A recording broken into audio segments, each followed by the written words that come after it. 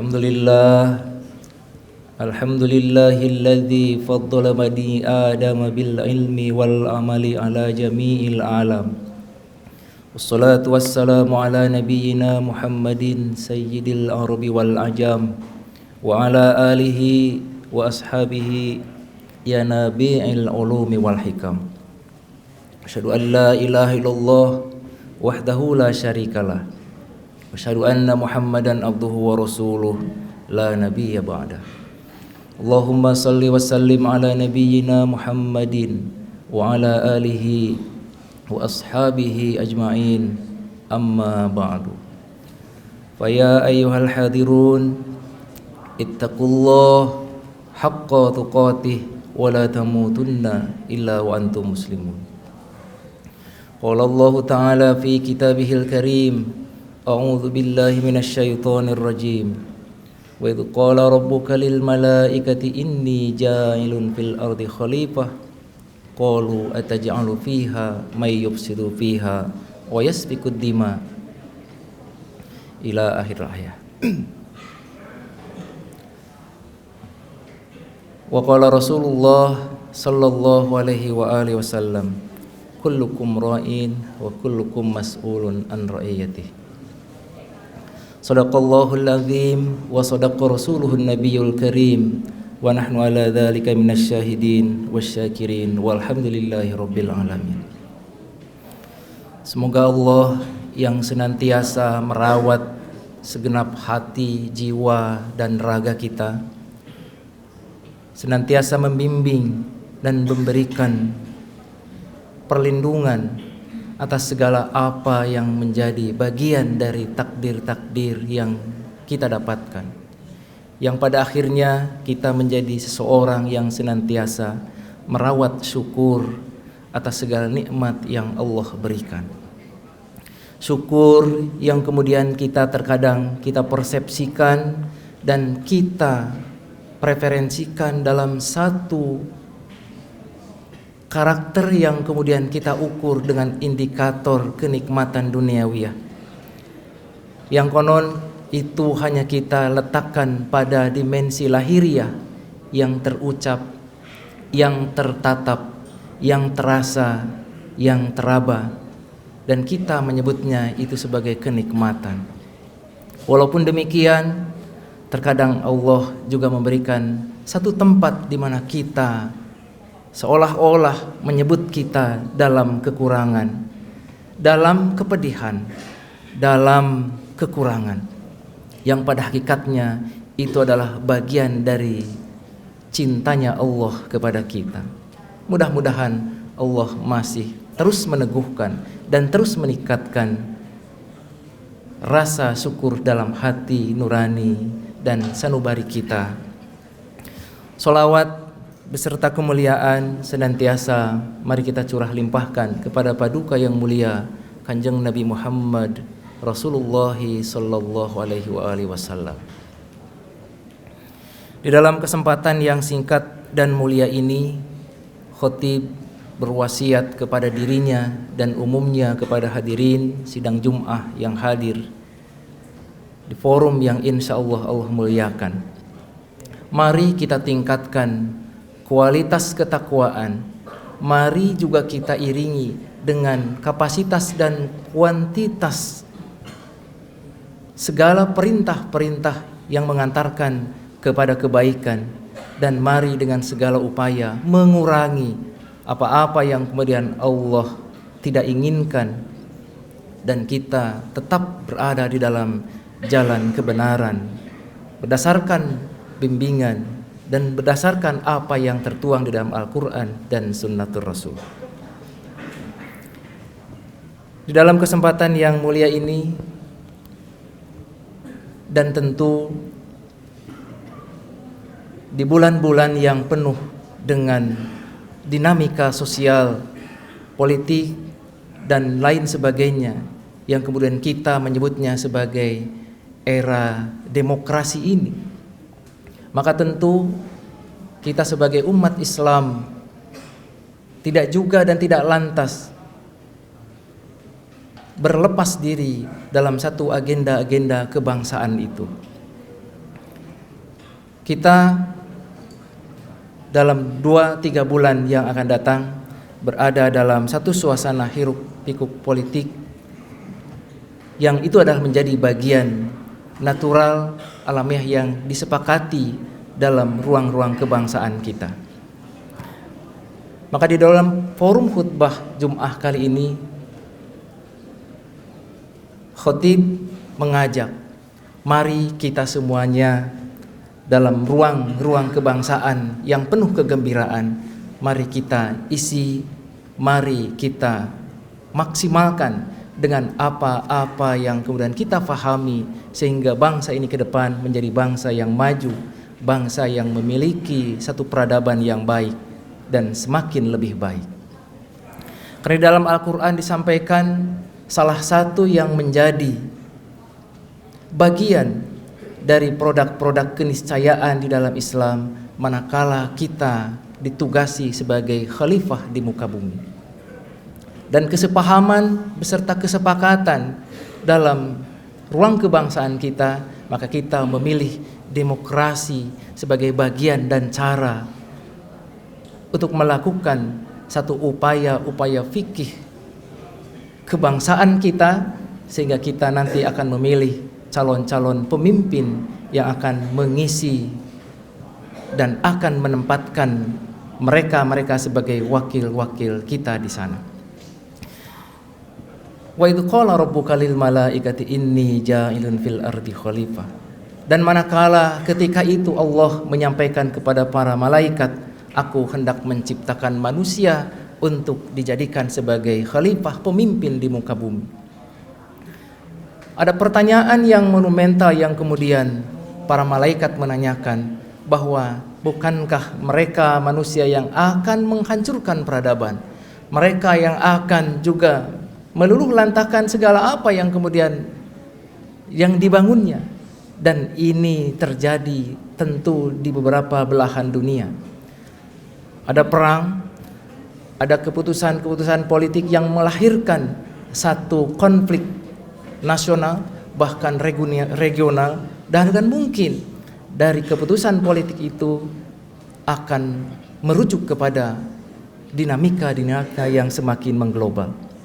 Oleh karena itu, mari kita coba urai sedikit bagaimana kita cara menyikapi dan bagaimana kita menentukan kriteria-kriteria kepemimpinan yang kemudian insya Allah menjadi bagian dari ikhtiar kita untuk mendapatkan pemimpin-pemimpin yang terbaik.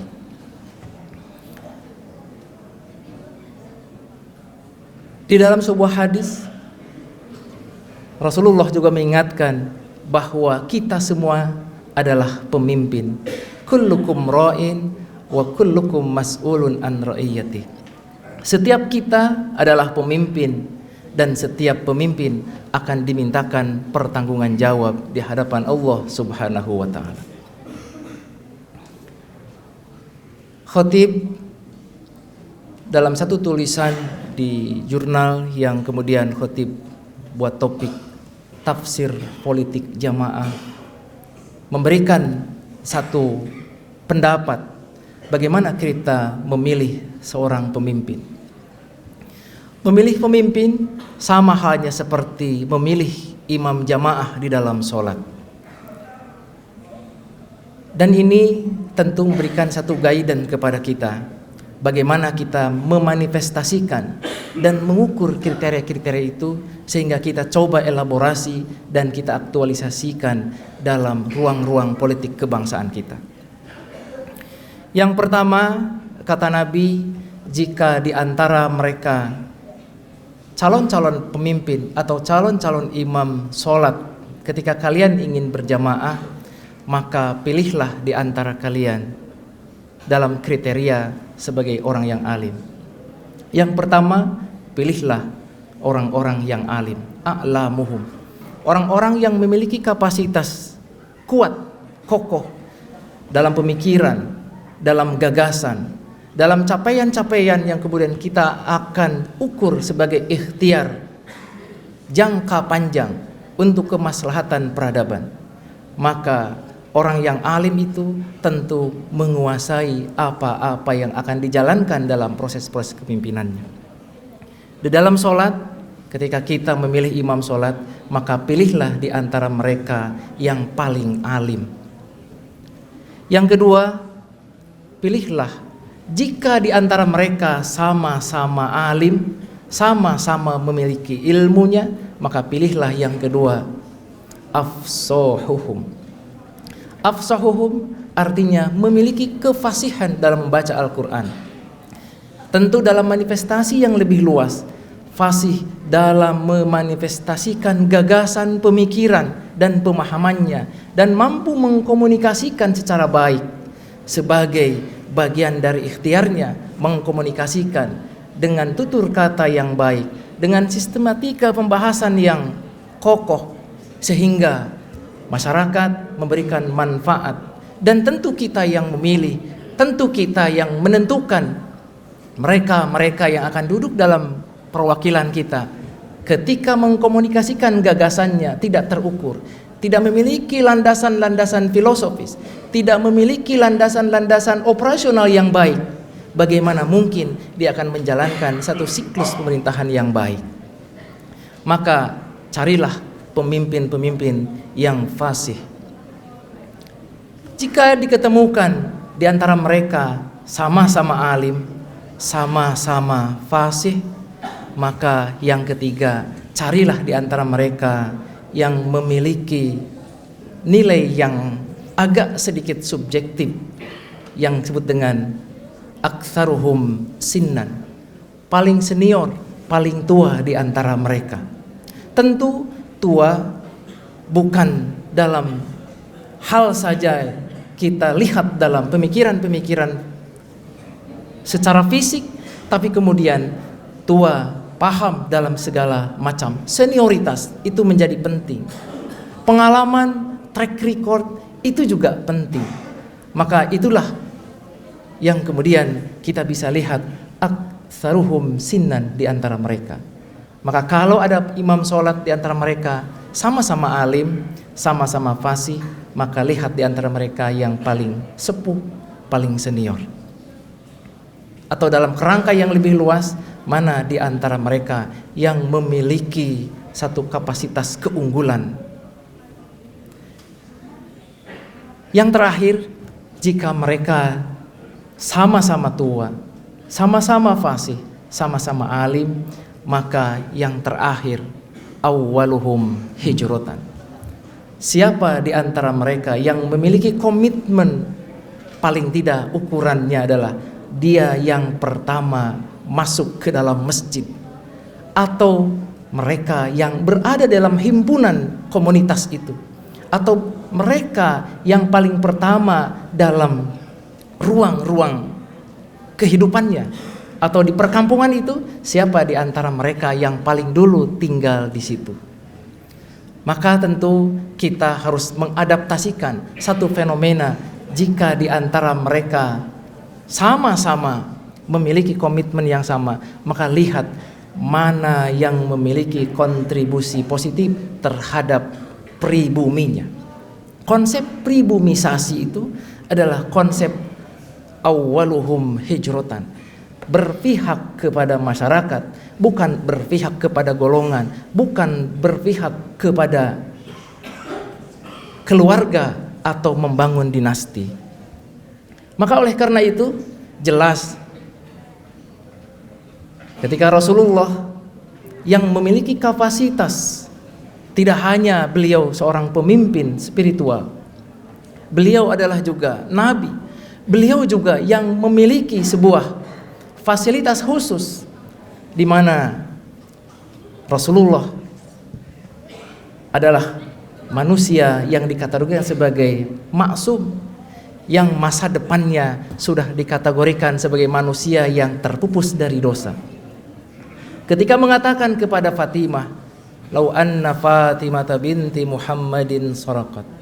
Kalau dan andaikan Fatimah bahkan mencuri sekalipun, maka tidak akan yang lain yang akan mengadilinya, tapi Rasulullah sendiri yang akan memotong tangannya. Bahkan Rasulullah mengingatkan juga kepada Fatimah, "Fatimah, i'mali i'mali la uni anki minallahi syai'a. Rasulullah tidak memberikan satu bentangan gara-gara maksumnya, lalu kemudian menjaminkan Fatimah menjadi orang yang akan selamat di hadapan Allah.